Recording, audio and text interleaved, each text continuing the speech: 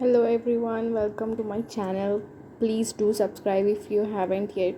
So today I am going to share a trick for a problem with big hole of mehendi cone. Like every girl faces this problem. So here is a trick how we can fix this. If it is big in size, design may not be good.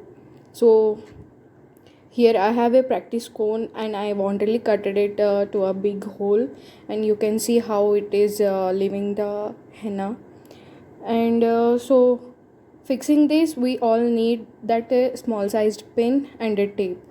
So let's see how I fix this. Take this and wrap that pin with the tape or plaster, whatever you call it. So keep on doing this till it reaches to the pin size, like exactly how I am doing. Wait for the end and you can observe the difference. So it is a very easy trick which you can use when you accidentally cut the cone to big size. Any cone you use, you can use this. Thank you so much, and please do support, subscribe, share if anybody needs this. Thank you.